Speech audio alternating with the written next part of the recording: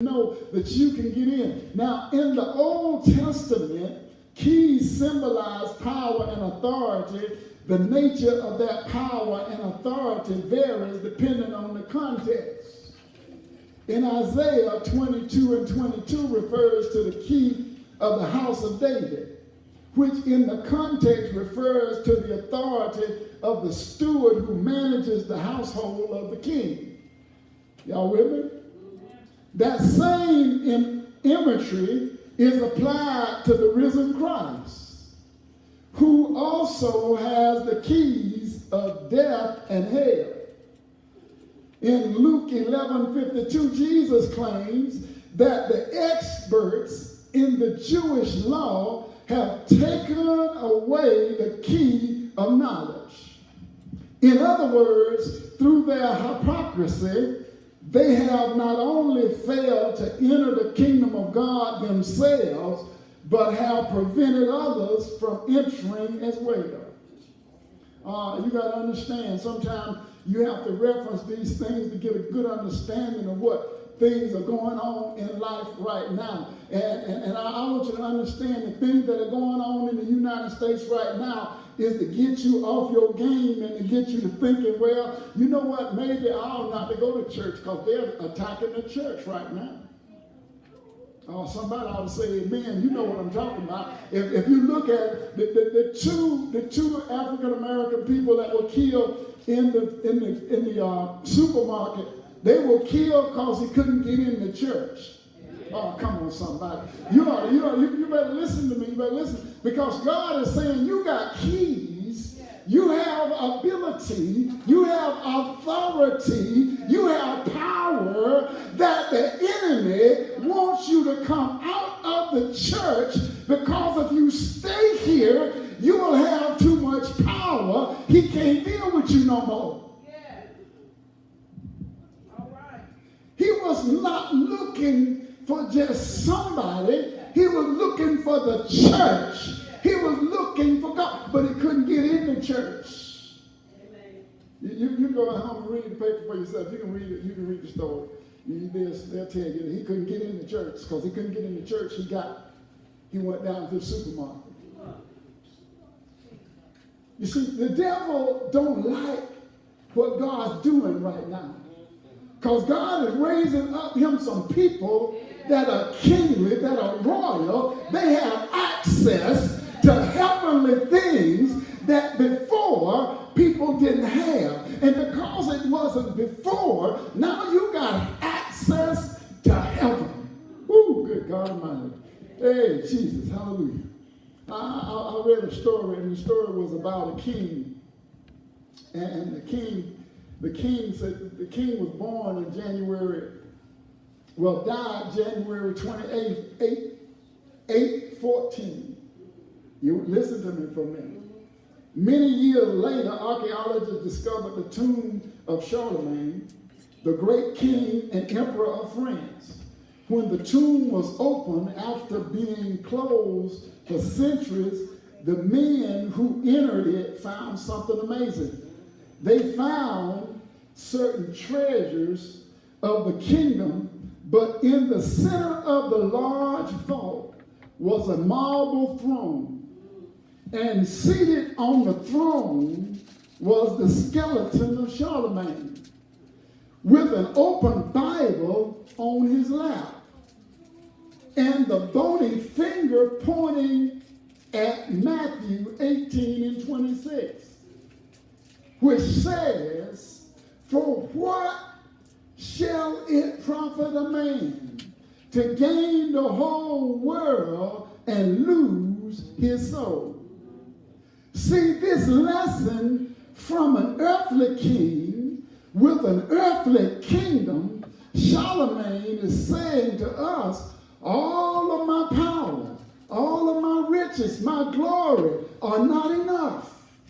There is another kingdom which you must come to know and understand. The good news is the kingdom of God. Oh, isn't that good news? You see, you got to come to the right kingdom. Now, may I just present to you a few reasons why you need to come to this kingdom. I want to just present to you 3 of them today. I might give them some more next time, but I tell you right now, we're going to work with this thing as we go along. Amen? Amen. Somebody say amen. Amen.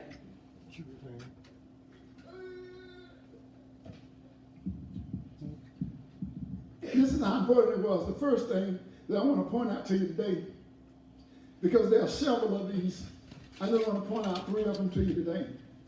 The 3 I want to point out to you, the kingdom must be sought. If you're going to get in the kingdom, you must be seeking the kingdom. Because, you see, it's like this. Jesus says, seek ye first the kingdom of his righteousness, and all these things shall be added unto you. Matthew 6 chapter 33rd verse. He says, I want you to seek the kingdom, but he says, but you got to seek the kingdom first. First, you got to seek the kingdom. See, a lot of times we want what's in the kingdom, but we don't want to get to the kingdom to get it. Oh, come on, somebody. You ought to give God some praise for that, because, see, God wants you to understand that all of us are restless souls. Jesus made this statement about seeking first the kingdom of God in the context of our worrying about what we have to eat and to drink and to put on. Don't you remember that? We was worried about what to put on. And he says, look, first you need to seek the kingdom. You can get what you need to eat. You can get what you need to wear. You can get what you need to live in. But first you need to get in the kingdom. You see, we seek to get, but we forget to seek to get in. We got to seek to get in first, not seeking to get the stuff. Seek to get in the kingdom. When you get in the kingdom, your stuff is saved. Amen. You see, that the reason why people can steal your stuff down here, because your stuff ain't in the kingdom. But what's down here, they can break through and steal. That's the reason why we got burglar alarms on our house. Don't know ain't funny. Y'all got one too. Wouldn't deal with that. Amen. Hallelujah. Thank you, Jesus. But you see, there's somebody watching. Come on, somebody. There's somebody watching at all times. Even when you're not watching, somebody's monitoring. Somebody's watching. Somebody says somebody's in that house that don't belong in that house, because they didn't know the code. They didn't know the code to get in the kingdom. They didn't have a key. They didn't have a key. That means they're not supposed to be there. Let me call the police. Oh, good God Almighty. Hallelujah. Glory to God. Well, I want you to know that Jesus says that we need to first seek the kingdom. If we seek to get in the kingdom, he will give us everything else we ever need. You ought to have a straight energy in your spirit right now, because you ought not to be looking for your stuff, but you seeking the kingdom. I was reading a book the other day. About being rich, about having a lot of money. And this one writer said that most people, if you gave them $1 million today, they wouldn't have it tomorrow. He said the reason they wouldn't have it is not because of the money, it's because of the mind. If your mind isn't right when you get what you get, you can't keep it because you don't have a mind to keep it. But when you get the right mind on you, when you get a kingdom mindset, to understand that what God has given you is not just for you, but it's for you to glorify his name, it's for you to make a difference for others, then you will understand that it never was all about you, but you got to seek first the kingdom of God and all his righteousness. He said, then I'm going to add some stuff to you. I'm going to give you some stuff later, but you got to get in before I can give you what you need.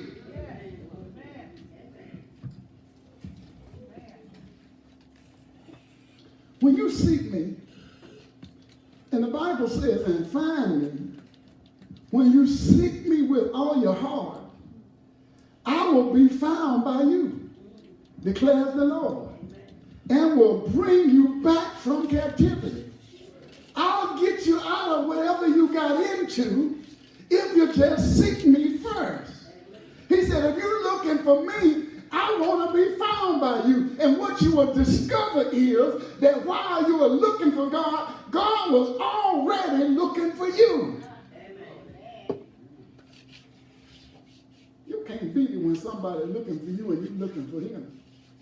You know y'all gonna hook up. It's gonna get fine. Ooh, good God Almighty, hallelujah. Now the second thing.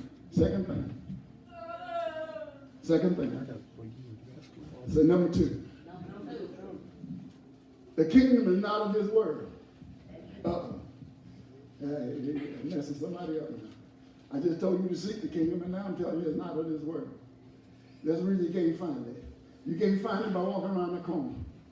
You can't get it on the doorstep. Amen. You got to get this in the spirit. Amen. Somebody say amen. Amen. Jesus said, my kingdom is not of this world.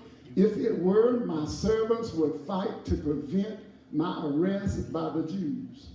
But now my kingdom is from another place. He said, I got a kingdom, but it ain't from here.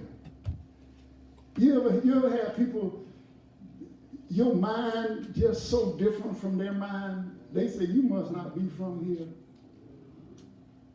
And you was raised down the street, but they say, you must not be from here. Because if you was from here, you wouldn't think like that. You ever had that happen to you? Well, see, when you get to thinking in your spiritual mind, earthly folk don't understand what you're thinking. Because they say, how can you think like that? Because now I come to tell you something. See, if you can think right, you can have whatever you desire. God says, he says, I'm going to give you the desires of your heart. What is he talking about? He's talking about if I get you to think it, he said, I'll give it to you. I need you to think it up. See, we got to understand that every one of you are unique in God. And because you are unique in God, you are not a worker, you are a problem solver. Somebody say amen. See, when you are a problem solver, that means that whatever there is a problem, you solve it. Don't you know that if anybody makes a better mousetrap, you know everybody who have a mouse problem gonna beat their way to your door because they done found out you got the right mousetrap. You catch the mouse every time. You will clean up the house from mouses. And so when they get a mouse problem, they looking for you. In other words, God is telling you, I have put something in each of you that's so special that other folk ought to be looking for you when they get the problem. It ain't you. You ain't a problem. You are a problem solver. Your people ought to be looking for you to solve the problem. If you want to know how to be secure, somebody ought to be talking to you because you should tell them how to make your house secure. If somebody wants to have the cleanest house in town and the best garden, they ought to be looking for you because you are the one who know how it works and you know just what they need to do. Somebody said, well, I don't have a green thumb. I don't need a green thumb if I know you. See, y'all don't understand. God gave you something that's greater than anyone else. You're not working on a job. You're a problem solver. Don't go in and worry about all these problems on the job. There ain't no problems on the job. You go solve them. The reason why you're seeing more problems on your job is because God says, I'll call you to solve them. Amen. So the boss needs to know who you are. They don't know you because you won't solve them. Now you say, well, that's not in my area. Don't have to be in your area. You're the problem solver. Solve the problem. There's another company that needs you tomorrow. But you can't go there because you didn't solve the first problem. God made you a problem solver. He said, my kingdom is not of this world. That's why people don't understand. He said, how can you come up here and do this and you don't have the education? You've never been to engineering school.